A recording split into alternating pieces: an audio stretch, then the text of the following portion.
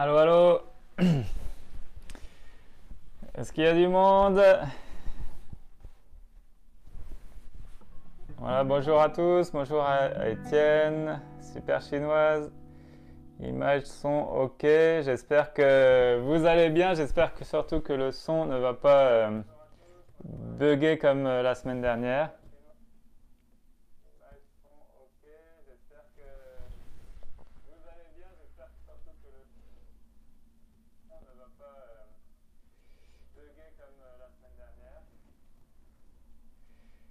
Voilà, dites-moi comment vous allez dans les commentaires. Est-ce que la semaine a été bonne pour vous? Salut Timothée.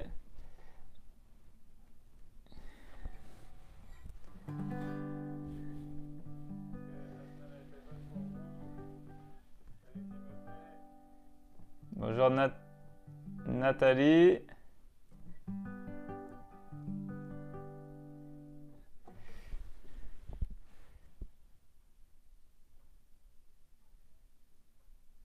Marceline.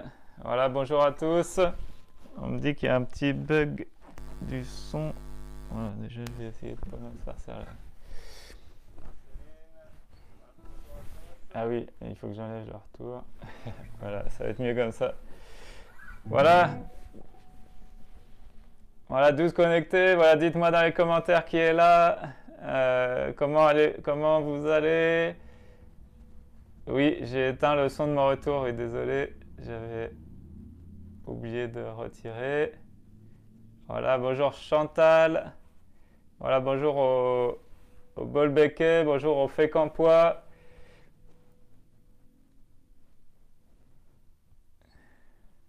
Voilà, j'espère que tout va bien chez vous. Bonjour les Lecomte. Salut à toute la famille.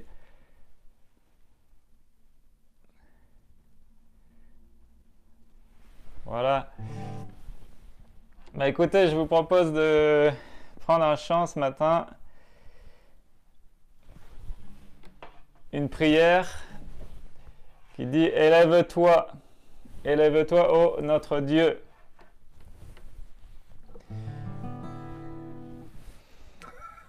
Que ton règne vienne sur la terre, que ton règne vienne parmi nous.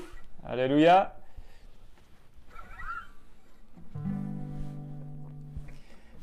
Voilà, c'est le 748 sur les gemmes pour ceux qui chercheraient peut-être les paroles. Élève-toi. Voilà.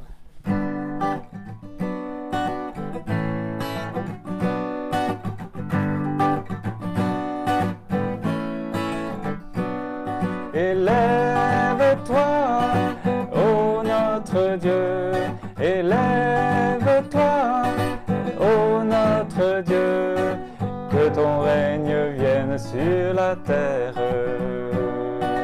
que ton règne vienne parmi nous, que ton règne vienne sur la terre, que ton règne vienne parmi nous. J'éclaterai en chant de triomphe à la tête des grandes nations.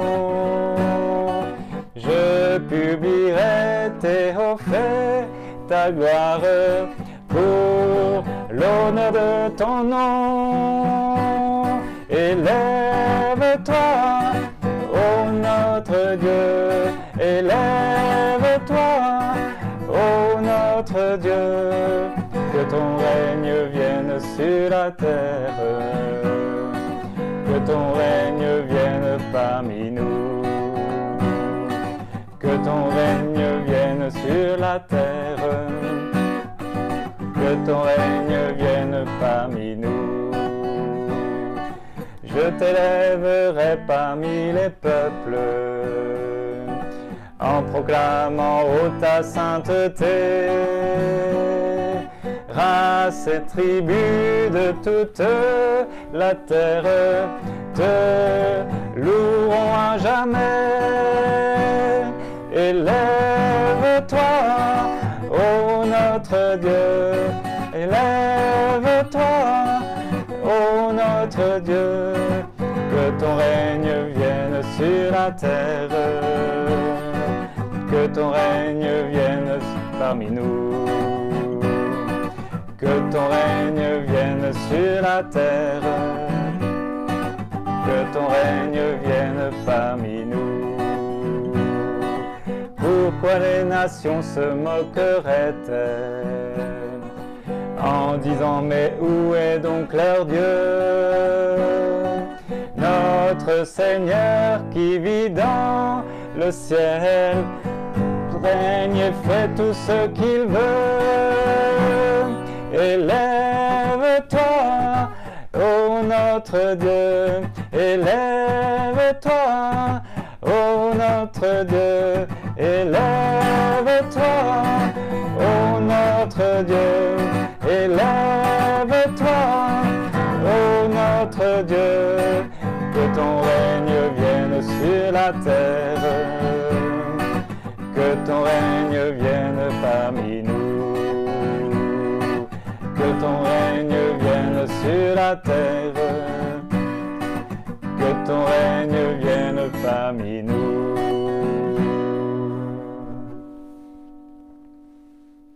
Alléluia. Voilà, que ton règne vienne sur la terre, que ton règne vienne parmi nous, que le Seigneur vienne régner dans nos cœurs, hein, n'est-ce pas? Dans nos vies surtout. Alors,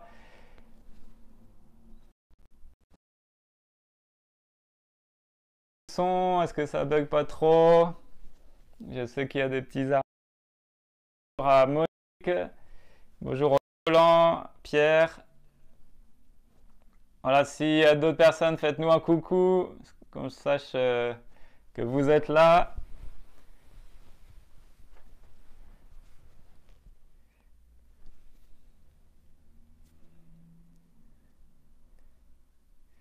Voilà, je vous propose de prier, on va présenter ces moments.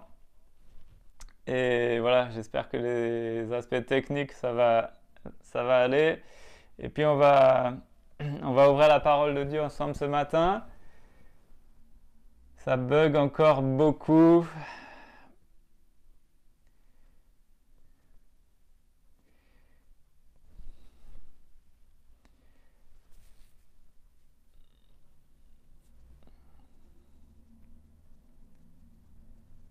Ouais, ça coupe encore. Je suis désolé. De toute façon, j'ai pas de solution technique. Alors, on va faire avec. Je rappelle que si ça bug vraiment trop en direct, je mettrai de toute façon la rediffusion et vous pourrez y avoir accès dès cet après-midi. Vous pourrez regarder tranquillement et sans bug normalement. Voilà, donc on va prier avant d'ouvrir la parole de Dieu.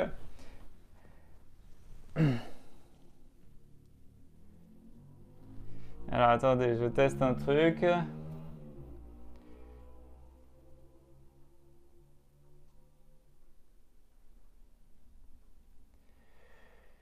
Je teste quelque chose.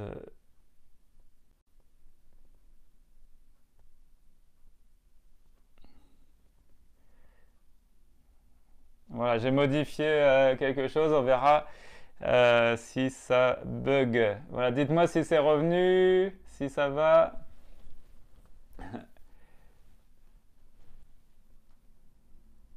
Voilà, j'ai passé ma vidéo, enfin mon retour vidéo en 144p, donc en 144 pixels, donc est-ce que c'est mieux?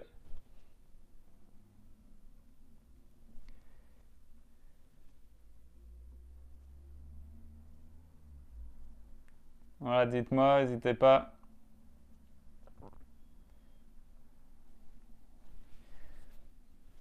On me dit que c'est interrompu, mais moi je me vois encore, donc...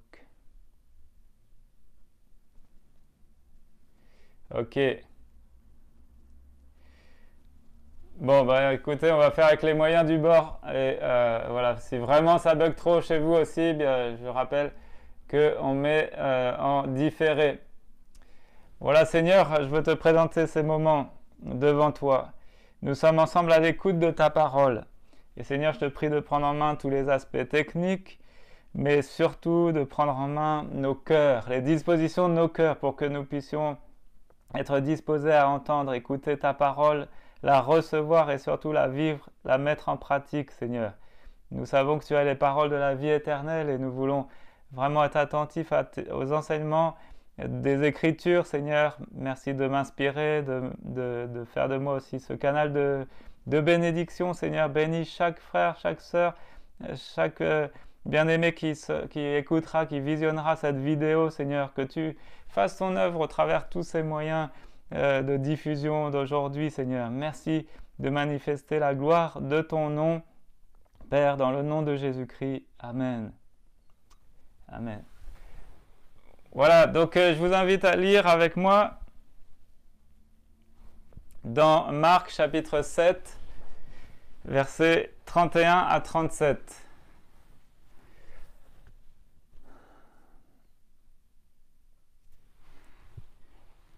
Je vois que ça rebug encore.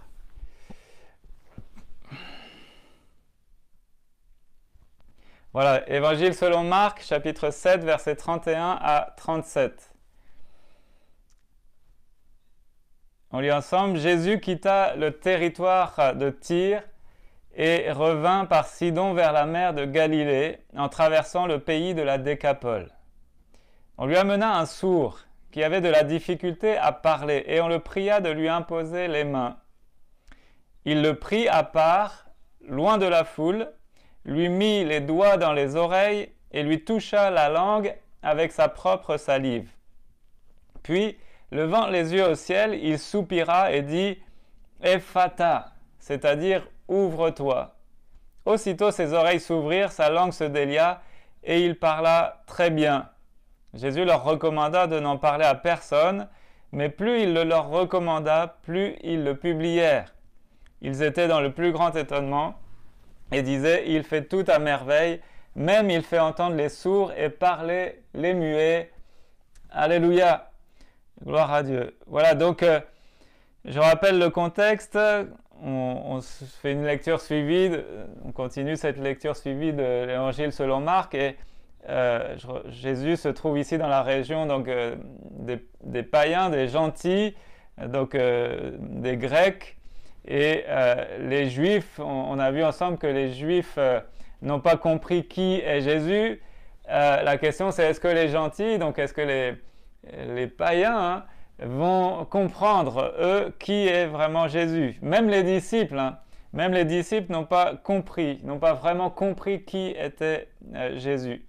Et en fait, on se rend compte que c'est comme si ils étaient sourds en réalité, et Jésus leur enseigne, mais ils ne croient pas, ils ne croient toujours pas qu'il est le Fils de Dieu.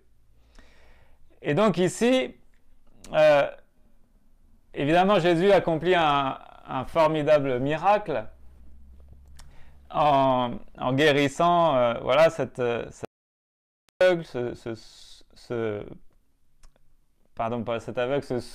sourd muet. Et donc il accomplit là un miracle extraordinaire, mais derrière le miracle, il y a un message. Donc c'est ce qu'on va voir aujourd'hui, un miracle et avec un message. Un miracle avec un message. En fait, ce que Jésus va accomplir ici, donc aussi dans ses gestes, on va le voir, c'est une façon de parler aux disciples. Et qu'est-ce qu'il veut dire à ses disciples, à ceux qui le voient agir de cette manière? Et puis je pense qu'il veut nous parler aussi à nous aujourd'hui, qui lisons ce passage, qui réfléchissons sur ce qui est écrit. C'est une façon de parler aux disciples parce qu'eux aussi, ils sont comme sourds. Eux aussi, ils sont sourds. Ils ne sont pas sourds exactement comme cet homme, mais eux aussi, ils sont comme sourds spirituellement. Et nous aussi, on a besoin d'un miracle. Nous aussi, on a besoin que Jésus nous ouvre les oreilles afin que nous puissions croire en lui. Il y a une expression qu'on retrouve régulièrement dans les Écritures, que celui qui a des oreilles entende ce que l'Esprit dit. Et je pense qu'il y a vraiment une action que Dieu doit faire en nous pour que nos oreilles soient rendues capables d'entendre ce que Dieu dit. de comprendre ce qu'il dit. Et nous avons donc besoin, au même titre que les disciples à l'époque de Jésus, nous avons besoin que Jésus nous ouvre les oreilles afin que nous croyions en lui. Nous avons besoin qu'il nous ouvre aussi la bouche afin que nous puissions parler de lui à d'autres. Donc voilà le miracle que Jésus va accomplir. Ce miracle est comme une image dont Dieu se sert pour enseigner ses disciples.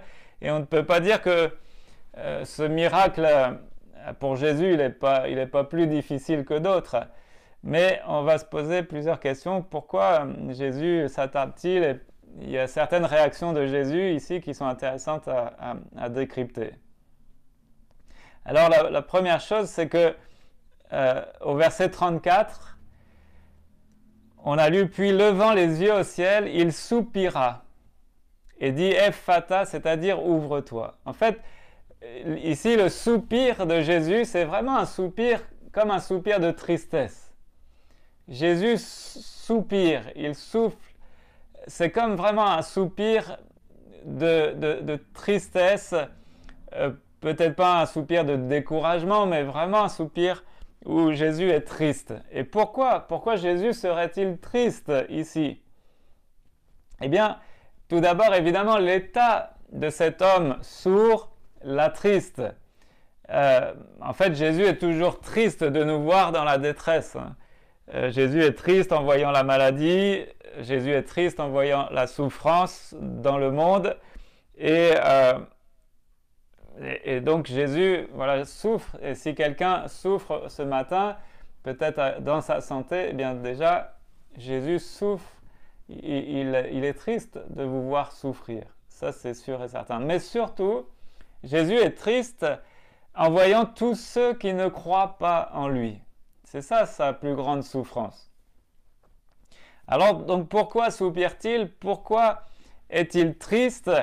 Littéralement, c'est qu'il eut un profond soupir ou comme un gémissement, donc un soupir profond. En fait, Jésus est dans un état de très grande tristesse ici. Mais ce n'est pas seulement parce que cet homme est sourd, c'est surtout parce que le peuple ne croit pas en lui. Et donc c'est vraiment ça le problème. On retrouve ce même type de soupir avec le même problème de fond un peu plus loin au chapitre 8 au verset 12. Il nous est dit, Jésus, soupirant profondément en son esprit, dit « Pourquoi cette génération demande-t-elle un signe ?» Je vous le dis en vérité, il ne sera point donné de signe à cette génération. Voilà, donc il y a un soupir, il soupire profondément dans son esprit, dans son cœur, parce qu'il y a l'incrédulité. Il est confronté à une incrédulité terrible de ceux qu'il rencontre.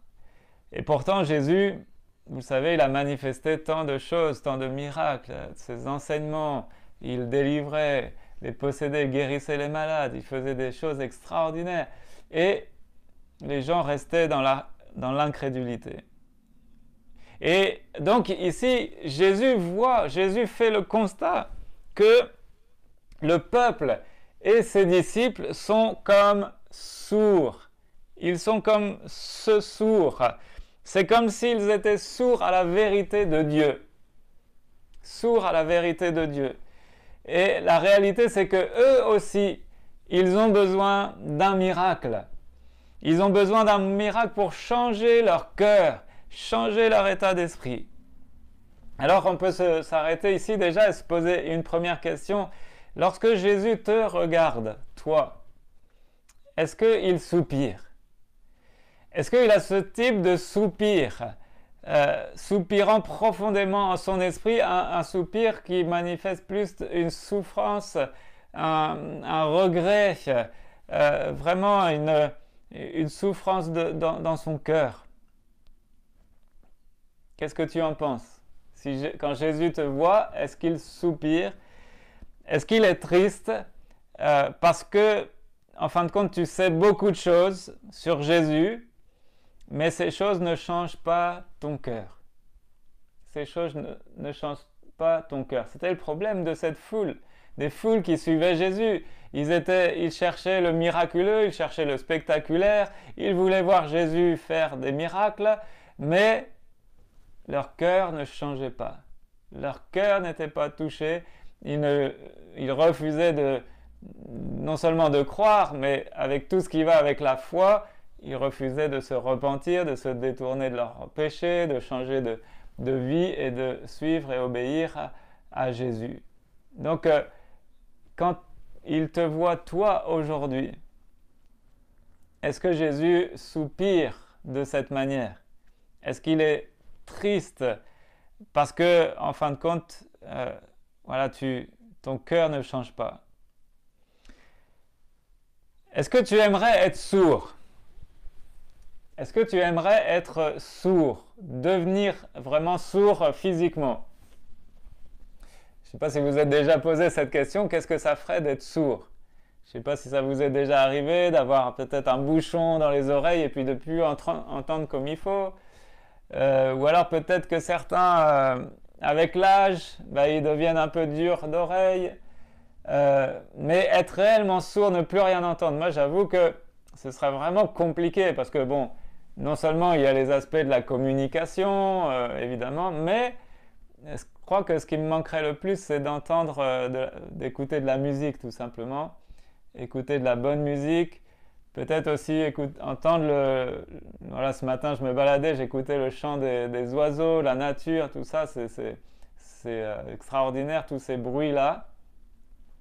Et puis, le fait de rien entendre, ça peut être aussi dangereux parce que si vous traversez la rue et puis que vous n'entendez pas une voiture arriver et tout ça, ça peut être aussi dangereux. Mais donc, je pense que personne d'entre vous ne voudrait être sourd. Mais laissez-moi vous dire qu'il y a pire encore que d'être sourd physiquement. Il y a cette surdité spirituelle, cette surdité aux paroles de Jésus. Être spirituellement sourd. Hein? Alors, est-ce que c'est un souci pour toi? Si tu n'entends pas, si tu n'écoutes pas et n'entends pas les paroles de Jésus, eh bien, tout d'abord, il y a un problème. Mais la bonne nouvelle, puisque l'évangile, c'est quand même une bonne nouvelle, avant tout, c'est que Jésus, il va faire un miracle. Donc, première chose, on l'a vu, Jésus est triste. Et deuxième chose, Jésus fait un miracle. On l'a vu, il l'a pris à part loin de la foule. Hein, donc, voilà, déjà, on voit le souci de Jésus de mettre à part cet homme et il ne veut pas s'exposer aux foules qui, eux, voilà, ils cherchent le spectaculaire, le miraculeux, etc. Mais il va prendre à part cet homme loin de la foule. Et qu'est-ce qu'il va faire? Il lui met les doigts dans les oreilles, il lui touche la langue avec sa propre salive, puis il lève les yeux au ciel, il soupire et dit « Ephata », c'est-à-dire « ouvre-toi ». Et aussitôt ses oreilles s'ouvrent, sa langue se délie et il parle très bien.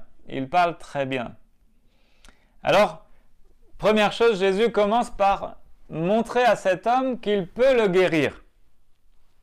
En fait, on peut se demander, mais pourquoi Jésus fait tous ces gestes? Parce que nous, on a un regard extérieur de la scène. On imagine Jésus et cet homme, et puis on voit Jésus qui va lui mettre les doigts dans les oreilles, Jésus il va prendre de la salive et il va lui poser sur sa langue, et puis voilà, et ça nous paraît un peu bizarre. Ça nous paraît un peu bizarre. Mais en fait, il faut regarder cette scène du point de vue de l'aveugle. Il faut se mettre du point de vue du sourd, pardon. Il faut se mettre à la place du sourd et imaginer donc cet homme qui est sourd et qui n'entend rien du tout, mais il voit. Et donc Jésus va faire ses gestes pour communiquer avec ce sourd. Première chose, il va lui mettre les doigts dans les oreilles pour lui faire comprendre qu'il va agir à ce niveau-là. Deuxième chose, il lui montre sa bouche, il va prendre de la salive et il va poser sur sa langue au sourd. Et donc, il lui indique qu'il va faire quelque chose aussi à ce niveau-là, au niveau de sa parole, au niveau de sa langue. Et puis, troisième chose qu'il fait, troisième geste, il lève les yeux au ciel. Donc comme pour indiquer à ce sourd, mettez-vous à la place du sourd qui voit ces choses, il voit Jésus lui mettre les doigts dans les oreilles, il va sentir les doigts dans les oreilles, il va voir Jésus toucher sa bouche et ensuite la sienne, et puis là il voit Jésus lever les yeux au ciel, et de cette manière, eh bien Jésus va comprendre que Jésus va le guérir. Jésus lui montre qu'il a besoin d'un miracle de Dieu. Donc, c'est pour cette raison que Jésus va aussi lever les yeux au ciel pour indiquer à ce sourd que la réponse vient du ciel. La réponse vient du ciel. Le miracle vient du ciel. Et donc, ensuite, il ordonne, donc c'est qu'après avoir fait ces gestes-là, hein, notez bien, c'est après avoir fait ces gestes-là que Jésus va ensuite prononcer une parole, dire quelque chose. Là, c'est le verbe en action. Il va dire « Ephata »,« Ephata »,« ouvre-toi », et c'est là que le miracle a lieu. D'accord ? Et donc, je crois que ce qui a guéri cet homme, ce ne sont pas les gestes de Jésus, ce n'est pas le fait de mettre le doigt dans les oreilles, de mettre de sa salive, etc. Mais ce qui a guéri cet homme, c'est la parole, c'est le verbe. Hein. Dieu dit et la chose arrive. Et Jésus, il a dit « Ephata », ouvre-toi. Et cet homme va s'ouvrir, les oreilles vont s'ouvrir, la bouche va s'ouvrir, et il va maintenant parler, et il est précisé qu'il parla très bien. Donc il n'a même pas eu besoin de réapprendre à parler, même pas besoin de rééducation, non, tout de suite, ça c'est le miracle de Dieu, sa langue se délia et il parla très bien. Donc Jésus fait tous ces gestes en fait pour faire comprendre aux sourds ce qu'il est en train de faire. Il est en train d'accomplir ce miracle, il lui indique qu'il va guérir ses oreilles, il lui indique qu'il va délier sa langue, et il lui indique que c'est en priant Dieu qui est au ciel que le miracle va s'accomplir. Et évidemment, le miracle s'accomplit, ça marche. Et c'est extraordinaire de voir cela. Donc, en fait, quelqu'un qui est sourd, ben, il ne peut rien faire de lui-même pour guérir de son état. Et de la même manière, ben, nous aussi, il nous est impossible de croire sans l'intervention extérieure de Dieu. Il faut que Dieu nous aide. Il faut que Dieu intervienne. Et donc nous aussi, nous avons besoin du miracle de Dieu. Nous aussi, on a vraiment besoin du miracle de Dieu.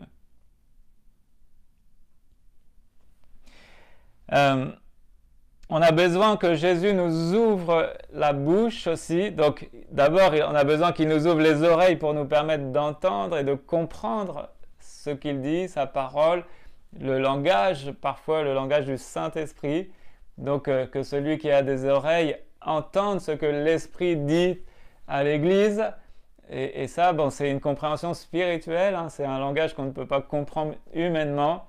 Il y a des choses il y a des paroles de Dieu, il y a un langage biblique qu'il faut comprendre spirituellement.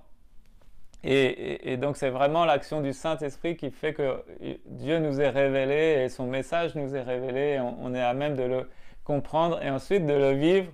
C'est pas le tout de savoir, c'est pas le tout de comprendre, mais il faut ensuite le vivre, le mettre en œuvre. Et là aussi, c'est toute une action du Saint-Esprit en nous. Donc d'abord, ouvrir nos oreilles pour nous permettre de comprendre. Et ensuite, on a besoin que Jésus nous ouvre la bouche pour nous permettre de dire à d'autres aussi qui il est. Qui il est. Alors, dès aujourd'hui et à l'écoute de ce message, eh bien vous pouvez demander à Jésus de faire cela pour vous. Demande à Jésus, demande-lui de t'ouvrir les oreilles. Demande-lui de délier ta bouche. Demande-lui qu'il y ait cette ouverture. Ephata, ouvre-toi pour que le Seigneur fasse son œuvre, pour que tu sois rempli aussi du Saint-Esprit. Que tu entendes le Seigneur, que tu comprennes la voix de son esprit, que tu comprennes les Saintes Écritures quand tu les lis et que ça ait un écho dans ton cœur et que tu mettes en pratique, que tu vives ces choses. Demande-lui pour toi-même.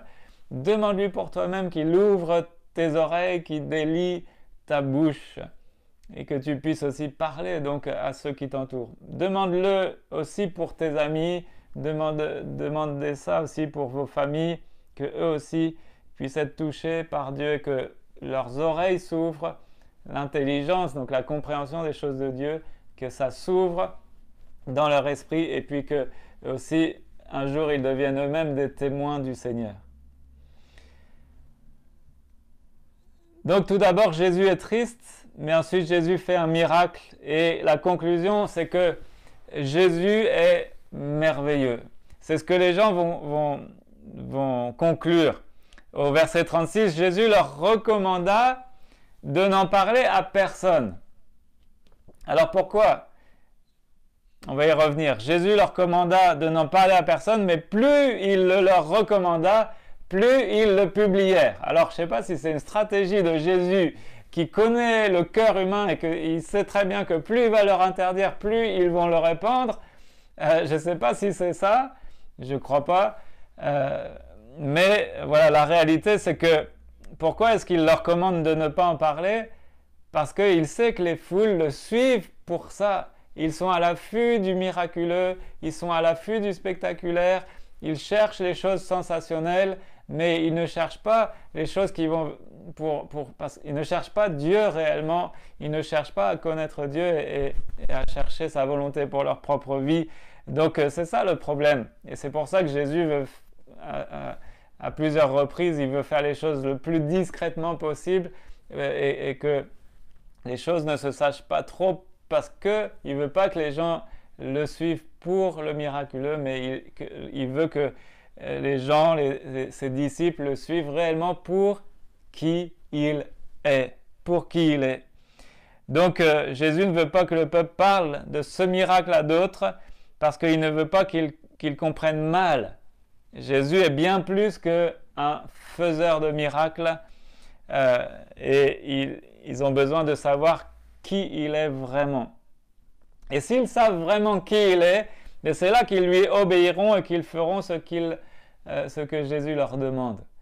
Hein, on a besoin de ça, de réaliser qui il est et ensuite qu'il y ait cette transformation en nous qui s'opère pour ensuite lui obéir et faire ce qu'il demande. Et Jésus, c'est ce qu'il veut avant tout. Il sait que c'est ça qui changera tout, c'est ça qui nous sauve. Au verset 37, on a lu « Ils étaient dans le plus grand étonnement et disaient « Il fait tout à merveille. Même il fait entendre les sourds et parler les muets. » Alléluia. Donc ces personnes veulent parler, ces personnes, elles parlent de Jésus à tout le monde. Puisque, voilà, Jésus leur dit de ne pas le dire, mais plus il leur commande, plus ils publient les choses autour d'eux. Et ils disent quoi? Ils disent, mais il est merveilleux. Jésus est merveilleux, il fait tout à merveille, il fait entendre les sourds, il fait parler les muets.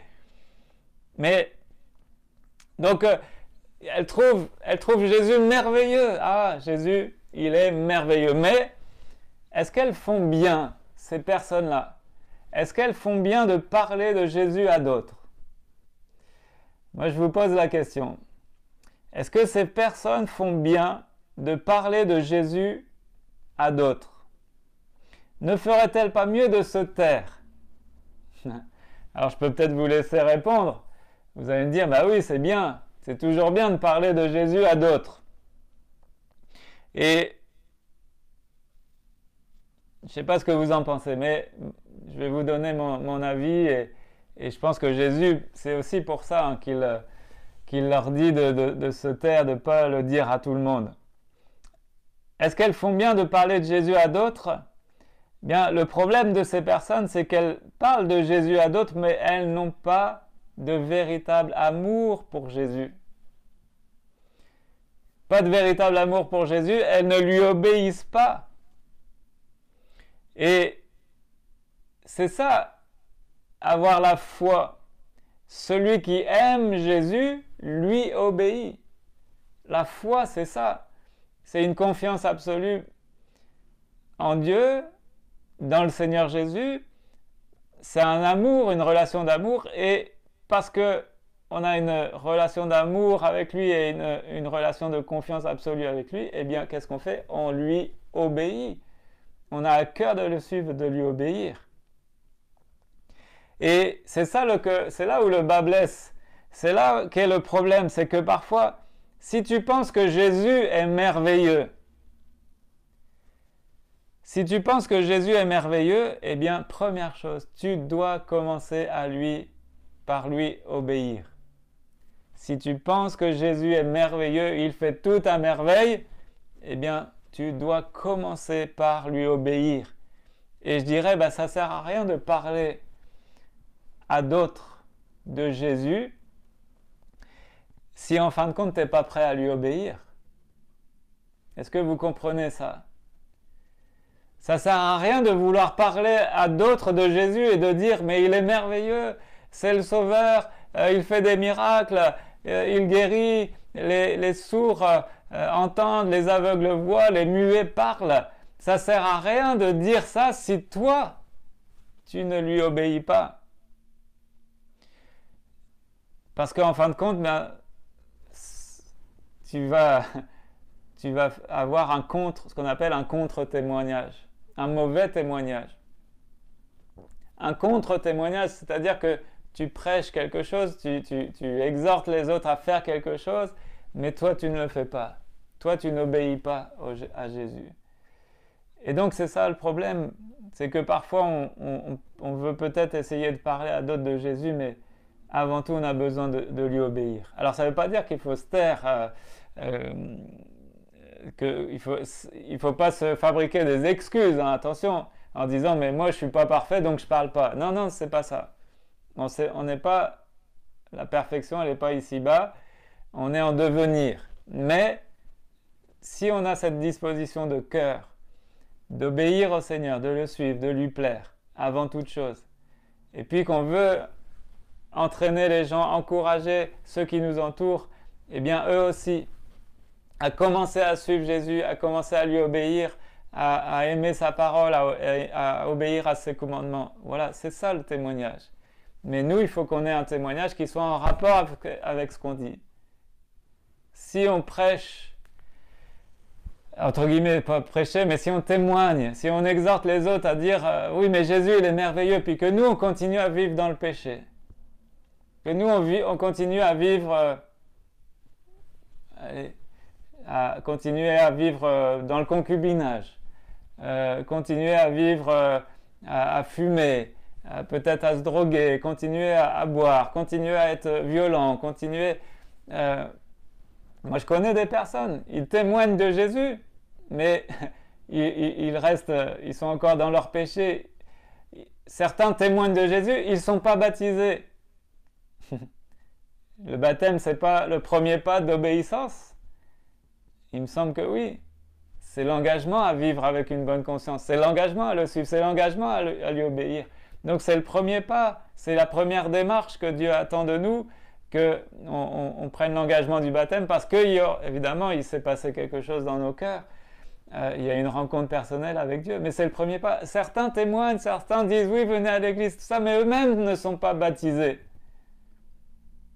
Alors je ne sais pas si quelqu'un écoute et qui se retrouve là-dedans. Moi je veux en tout cas vous exhorter, et je pense que c'est avant tout la parole qui nous reprend, qui nous exhorte dans ce sens-là. C'est très bien de vouloir parler de Dieu, c'est très bien de vouloir parler de Jésus, c'est très bien de dire à qui veut l'entendre que Jésus est merveilleux, il fait tout à merveille, mais commençons par lui obéir. Il faut que ce que l'on partage, eh bien, il faut que notre vie soit en corrélation, soit en adéquation, il faut que nos vies soient en rapport avec ce que l'on dit. Hein. Vous vous souvenez ce que Jésus a dit aux pharisiens? Il critiquait l'hypocrisie des pharisiens. Il disait, faites ce qu'ils disent, mais ne faites pas ce qu'ils font. Donc il y avait un décalage. Il y avait un décalage entre ce qu'ils enseignaient et puis ce qu'ils vivaient, ce qu'ils faisaient. Il y avait une telle hypocrisie dans leur cœur. Eh bien nous, on ne veut pas être ces hypocrites-là. On veut avoir une vie, voilà, on n'est pas parfait, mais on veut de tout notre cœur tendre vers la perfection, marcher dans la sainteté, apprendre à marcher dans la sainteté, veiller sur nos cœurs, être attaché au Seigneur, être attaché à lui plaire, à lui obéir de plus en plus. Dès que la parole nous reprend, voilà, on suit le Seigneur, on veut lui obéir. Et c'est là déjà que sera notre témoignage. Et puis ensuite, on aura certainement des occasions de témoigner à ceux qui nous entourent. Alors ne mettons pas les choses à l'envers. Donc s'il y a des choses à régler dans ta vie, eh bien commence par obéir au Seigneur Jésus. Commence par te repentir, te détourner de tes péchés.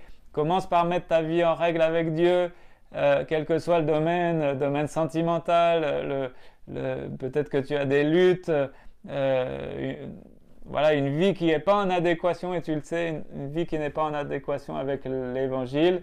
Donc commence par mettre ta vie en règle avec Dieu, engage-toi, prends l'engagement du baptême, engage-toi, toi d'abord de tout ton cœur à le suivre, à lui obéir, et le Seigneur lui va t'aider. Le Seigneur nous aide évidemment au cours de la marche. Mais avant tout c'est ça, et ensuite quand ces choses elles sont en place, eh bien là on peut commencer à parler en disant voilà moi ce que j'ai vécu, voilà mes choix, voilà quels sont aujourd'hui les choix, les décisions que je prends jour le jour, en tout cas les aspirations que j'ai, c'est de suivre le Seigneur Jésus, et moi je t'encourage à faire la même chose. Il fait tout à merveille, oui, parce que je le vis personnellement, intimement, on l'expérimente, voilà, et là notre témoignage il aura un autre sens, il aura une autre portée. Amen. Alors ne parle pas à d'autres de Jésus si tu n'es pas prêt à lui obéir toi-même.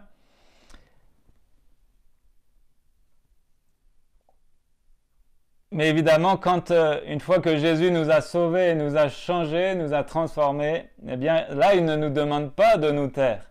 Évidemment, au contraire, il veut que nous disions à d'autres la vérité concernant ce Jésus qui est merveilleux. Donc évidemment, je reviens toujours aux bases, back to basics, c'est toujours important.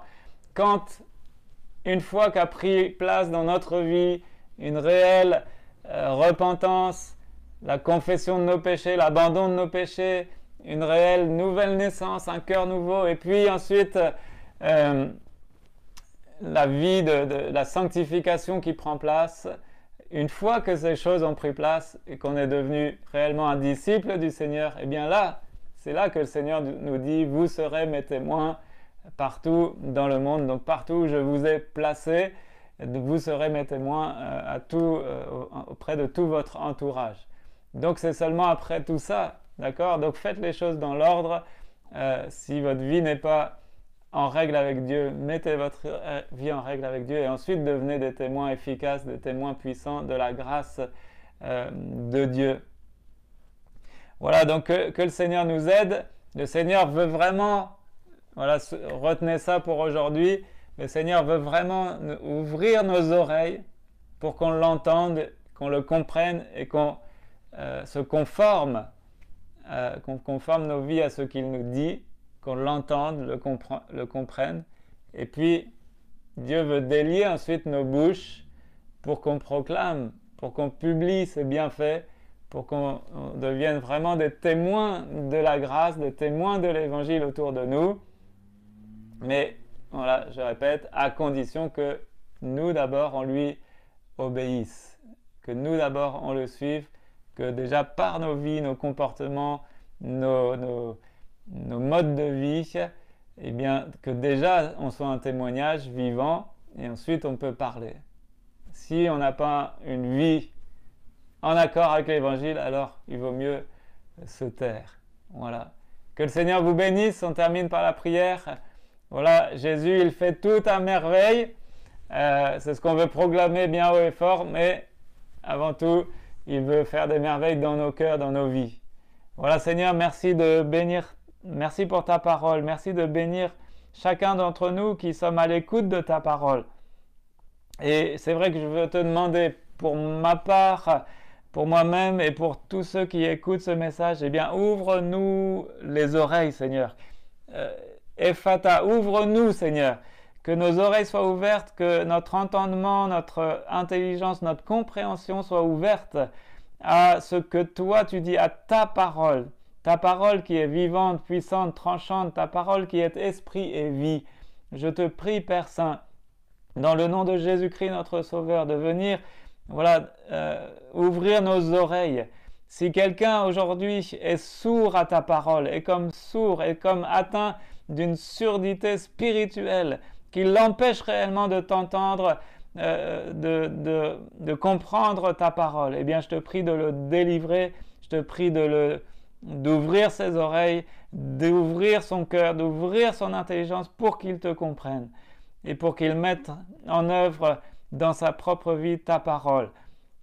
Tu désires aussi délier nos bouches, délier nos langues, donner à nos bouches une langue exercée pour qu'on puisse aussi devenir des témoins efficaces. Alors je te prie pour chacun de nous, là encore, chacun de mes frères et sœurs, tous ceux qui sont nés de nouveau, tous ceux qui sont réellement tes disciples, eh bien donne-nous d'être des témoins efficaces. Tout d'abord par nos vies, par nos habitudes, tout d'abord par nos modes de vie, que ce soit un témoignage vivant. Mais aussi, Seigneur, eh bien, donne-nous des occasions de pouvoir parler, annoncer aux autres combien, oui, tu es merveilleux, tu fais tout à merveille. Tu es parfait dans tout ce que tu es, dans tout ce que tu accomplis. Et c'est pourquoi nous te louons, c'est pourquoi nous t'adorons. Merci de ces moments à l'écoute de ta parole. Maintenant, eh bien, fais ton œuvre dans les cœurs par ta parole, par l'action de ton esprit. Sers-toi de ces moyens, sers-toi de Facebook, sers-toi de YouTube, sers-toi de ces moyens de diffusion de ta parole pour que les cœurs soient atteints, Seigneur. Alors bénis tous ceux qui vont être à l'écoute de ce message. Père Saint, c'est dans le nom de Jésus que je te prie et nous te disons ensemble Amen. Amen, Seigneur. Gloire à Dieu. Voilà, est-ce que vous êtes toujours là? Voilà, que le Seigneur vous bénisse, vous encourage. Alors, je ne sais pas si ça va pas trop bugger, mais en tout cas, le plus rapidement possible, je vais mettre la vidéo, le replay. Donc, voilà, je vous souhaite à tous une bonne semaine. Alors, soyez attentifs, soyez à l'écoute pour les annonces. Je ne vais pas faire trop d'annonces ici maintenant, mais je rappelle que la semaine prochaine, il n'y aura pas de diffusion en direct. Il n'y aura pas de diffusion en direct la semaine prochaine. Et on reprend, donc il y a l'Assemblée Générale pour Fécamp la semaine prochaine. Et puis il y aura la reprise des cultes pour Fécamp et Bolbec le dimanche 12. Voilà, donc soyez à l'écoute des annonces, des différentes annonces pour être au courant. Et que ce soit par mail, on va essayer de vous tenir au courant de toutes les décisions. Voilà, je vous souhaite à tous une bonne journée, un bon dimanche. Que le Seigneur vous encourage, vous bénisse, vous fortifie. Et voilà, qu'on puisse tous devenir des témoins efficaces à la gloire de notre Seigneur. Voilà, je vous embrasse tous. Ciao, bye.